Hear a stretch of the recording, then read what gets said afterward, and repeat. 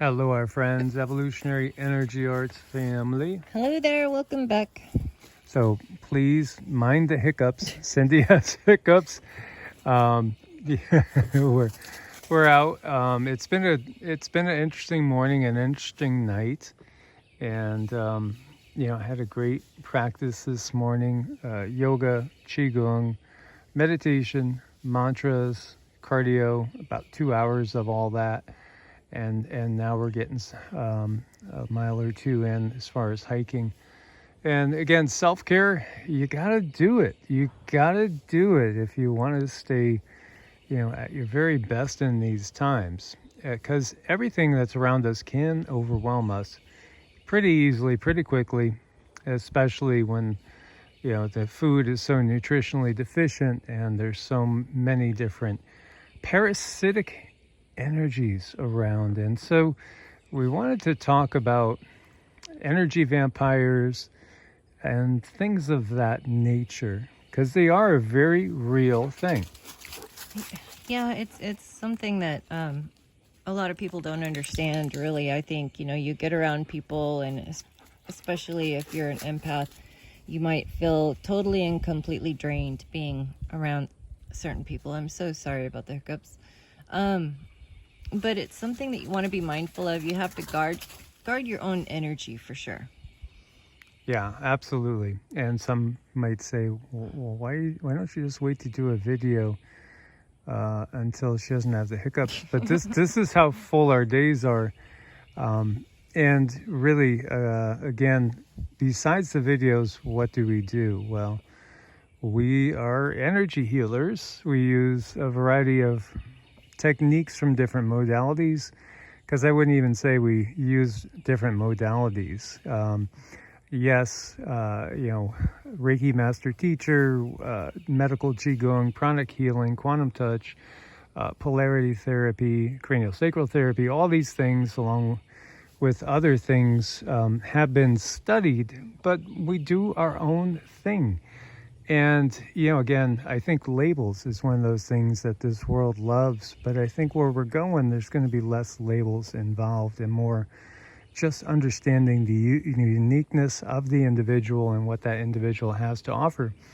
Because it's not just even the one lifetime of experience that we can tap into. It's many lifetimes that you're pulling forward, and you're going out, you're getting an understanding of how these things work, and then you're pulling it all together and utilizing it for a way that you can do it. And I don't know, at some point we might put together a teaching class, a training class, but we're so individual, we're feeling that that's where everything is going, to such an individual basis. Then, if we put together a teaching class, and we're just giving people more ways and telling them how they need to do it instead of finding their own path. Yeah, and I think that's part of what we have in the Kali Yuga is systems and ways and patterns that are there, and then the individual is told to conform to those. Okay, well, no, you're not doing it right. Do it this way. Well, see, the beauty of everything is the fact that we're each a unique being with unique gifts, unique experiences. And as soon as we, start to just think that there's only one right way of doing something, we're starting to put ourselves into one of those boxes and starting to head down that dogmatic path, which I think, we're very used to in a dark age. But as you get out of the dark age and you start heading into the other yugas, the dogma, it subsides. It's not going to be a part of the future. It's going to be understanding each individual is so unique, each one a unique gift to bring, a unique perspective to bring. As you see, Rama, he was our little boy, Ram. Ram was our little boy. I remember when he was like sassy size. He was still, bigger than sassy, but was sassy size. And now he's full grown and probably about 110 pounds or so. And he's good boy. And here's Sita. And they have very distinct personalities, really completely distinct personalities. Already see the, hey, she's okay with the couch potato days, but not Ram. No. Mm-mm. He's got too much energy. But again, they're unique individuals, even though they're two Dobermans. They're both the same species, but very, very different. And it's the same thing with everybody. So getting back to the concept of energy vampires and those type of people that feed off of not only just people, but beings in general that feed off of others' energy. The reality is there is more than enough energy out there for everyone. And in fact, when you learn how to, what we would call pore breathe, you're taking the life force in from all around the environment. You're drawing it in from Mother Earth. You're drawing it in from the stars themselves, the planets. The trees are all here, and they're all giving off a life force to us. They're all blessing us with the oxygen that we need, and we bless them in turn with what they need. This is the symbiotic nature. It doesn't have to be the way of the parasitic organism. The parasitic entity, but there are parasites, absolutely. And as we've shared with you guys, obviously the political system is very parasitic in nature. That's a given. Mm-hmm. And they're running out of food too, so they're having to find more and more ways to get their their feed, whatever they need to feed on, whether it be money, energy, goods, funds. They're really starting to bleed dry the host here, and people are really starting to push back. Well, again, as above, so below. So the politicians and the power structure in place on this planet is a reflection of what is going on out there. And so many different things I want to touch on in conversations with different friends and family members and different clients that we work on to get across. Again, the battle that we see is truly, that of a power structure that views things and utilizes things of a parasitic nature in order to feed off a host. Truly. The power structure on the planet is a cancer. It is so definitively a cancer upon the planet. It's a cancer upon humanity and all the entities that are living on this planet, because it is such that in order to keep itself going, it destroys everything around it. And yeah, absolutely. When you understand this is what is in effect. Think about, again, you're paying your taxes. That's so parasitic. And you'll get some that will say, well, you expect to drive on roads, right? You expect to have stoplights, stop signs. You expect to have police in the neighborhood and this and that. Well, again, we can think out of the box. We can think of new alternatives with new modes of transportation, new ways of living even, getting past that, the transportation modes even, new ways of living, new ways of being, new priorities. We've grown up in the system, so the system has taught us to have the priorities we have. And once we realize, well, maybe if I didn't grow up in this system, maybe I would do things a little differently. But how would you do things differently? How would you? What would you change?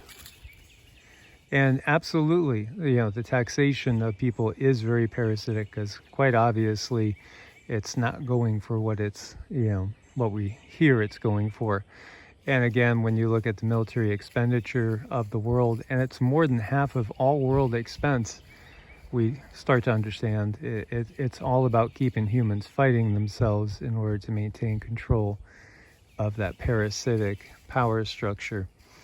And yet again, there are many beings that you can't see because they're just outside the visible spectrum that are feeding off of you at certain times. And we are like lights that these other beings can see. And you might look like a dull light that might be blending in with a whole bunch of different dull lights.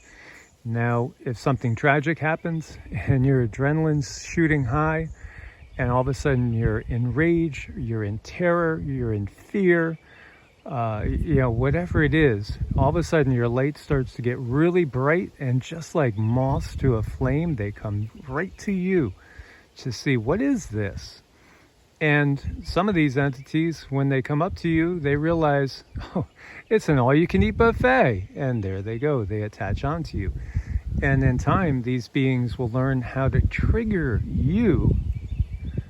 They'll train you to have a certain response so that your response will feed them.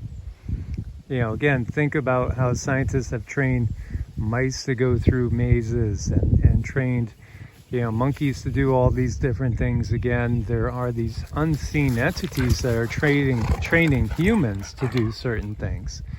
And whether that's addiction to substances that are ultimately going to lead you down a path of self-destruction, or to practices that are going to lead you to a path of destroying relationships and destroying other people's lives. The entities don't care because they are totally parasitic in nature, and all they know is they are going to be fed. They just want their food, and have the understanding that the importance of keeping your temple clear, doing things like saging, catching yourself in a bad mood, making sure you don't go down that path. But so many of us have these traumas and these triggers, and they go unresolved, but you gotta stop and take the time to resolve them and work through them and keep yourself in a place where you're not so triggered. Sometimes that means you gotta change things in your life. I mean, big time. But a lot of people, they think they can just maybe take a pill or something, and then they don't have to make those changes. But all that does is compound the problem. Yeah, absolutely. It's just like, if you have a tick on your body, and that tick is draining blood out, and you decide to take a pill, so to speak, that the pill, all it does is it's like it puts a band-aid on top of the tick. You can't see it anymore, but it's still there. And that's what modern medicine tends to do, is it just alleviates some of the symptoms. Often it creates other problems and other imbalances, but it never really takes care of or eliminates the problem in the first place. When we look to traditional Chinese medicine, it's assumed that most of our disease is dis-ease, which comes from emotions that we can't process. Pretty simple.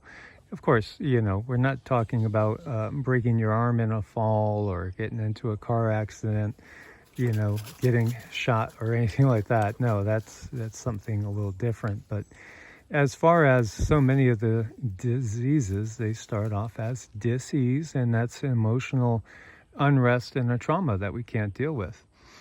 If it's something traumatic, like you can't speak your truth, then often you'll find people developing thyroid issues and gaining weight. And this is just something that we've encountered so many times. Even before I started the first Evolutionary Energy Arts YouTube channel, I had already helped hundreds, if not over 1,000 people with energy work and spiritual coaching, counseling, and the like, as well as teaching classes on Qigong and Reiki and all those type of things. And then when Cindy joined me, everything just got more than doubly powerful, because our energy balances each other. And, where she has her skills and where I have my skills, they're perfectly complementary, as we are two peas in a pod, but very, very unique peas. Yeah, definitely. We fill out whatever energy work needs to be done because of that balanced energy, and it's something that we can offer people, and we work very hard, to keep our energy clean, to keep ourselves cleansed. There is what am I trying to say? Hygiene when it comes to energy work. You have to be very, very clean. Yeah, absolutely. And, traditionally in China, when it's not illegal, because again, China now has the Western system of everything. And of course, That's a big drop. That sounded like a Bigfoot coming by. Call the kids. Just a it was like a tree dropping in the woods. Baby, come on. So where was I going? Basically what I was talking about before that Bigfoot pushed over that tree. And I only semi-jest, guys. I only semi-jest. As we have encountered just about a mile north of here, a Bigfoot entity. So it very well could be. And again, they're drawn to the light. So when they see our energy bodies look different than the typical person because of all the work that we do. We need to do a few hours at least of daily meditation, mantra, yoga, qigong, that type of breath, mind, body work to keep ourselves not just physically fit, but spiritually fit. Because when you're doing energy work, it could be dangerous. It could be absolutely dangerous. And again, where I was going in China, traditionally, if a doctor of medical qigong was going to work a 4-hour day, he would spend 4 hours minimum working on himself. Because as much as we try to channel energy and not be using our own energy, so when we're working on people, I'm always drawing energy from the earth, and I'm always drawing energy from the cosmos constantly. I'm trying to be just a conduit. And really, we're also a conduit for our guides, because when I met Cindy, I had 30-something guides. Now together we have over 100. So it's not just you're getting, Mike and Cindy working on you. No, you're getting all the guides that work with us, and that's what makes it so much more powerful. In past life and all those hours of understanding and expertise and trial and error, that's a big one. You go through life and you make mistakes. Well, once you get enough experience with things and you see something, you know what to do with it right away because you've seen it before and you've worked through it.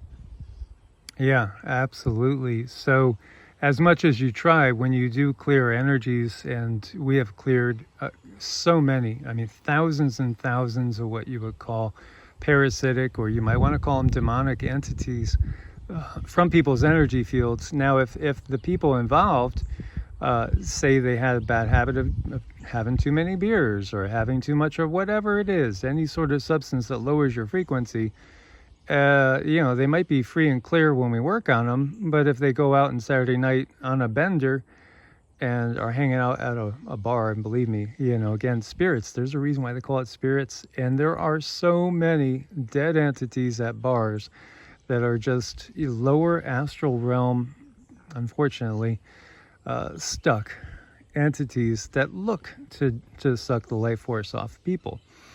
So, you put yourself in that condition and that type of spot, you're just going to be going back and drawing the same energies back into your field. So you have to make permanent life changes. You have to truly change, your life to no longer be something that they're going to want to feed on. Right. And that's another thing that makes us a little bit different is we know where to help people with those life changes and saying, okay, this part is critical. You really need to change this here and change that there so you can make lasting change in your life. Absolutely. And it is, again, dangerous. Like pranic healers, between every person and even during a healing session, they're known to wash their hands constantly, be constantly washing their hands, even though they're not directly touching a person, because they're working in their energy field and the person's energy can get stuck to you. And we've had a couple instances when something dark and demonic has come off of people and then just hung around us. That's happened before, and we'll banish it away and it'll go away. But it'll be just enough outside of our zone that it can keep an eye on us and wait for a moment when we're not looking, and then it comes back in and attacks. With us, that type of thing happens every day. And, again, some days when we might have 3 or 4 new people that have these entities that might have been attached to them for months, maybe even years, those entities don't want to let go. And they'll get angry and irritated, and they will lash out. So when you talk about demonic possession, it's an absolute reality. That is just a fact. Mm-hmm. And it can be, it can really pull you down if you have these energies just constantly draining you. And so if you're exhausted, that's one of the things that could be going on. But then also you have to be prepared to make those life changes so that it doesn't continue to occur. Yeah, absolutely. And there are some rare instances when the guides will say, don't work on this person. And that's rare, but it has happened, before. And sometimes they'll also tell us when it's time to stop working on somebody, because again, what happens is, the Draco and the demonic entities, like the ones that we would call the Jinn, they will utilize that as a chance to get to us and anybody that's awakening, anybody that's light starting to shine bright. You are a target. Absolutely, this is spiritual warfare. Definitely. So just some things I wanted to share with you guys, some thoughts about the battle that goes on. The battle that we see here in the 3D is just a tiniest fraction of the bigger battle that is raging all throughout fourth density, absolutely. And on many other planets, and many other solar systems, star systems even. Many layers to this, for sure. Yes. So thank you guys so much for your support on Ko-Fi and Patreon. We couldn't do it without you guys. If you did need to make an appointment, it's evolutionaryenergyarts@gmail.com. Much love, God bless, and namaste. Namaste, sorry.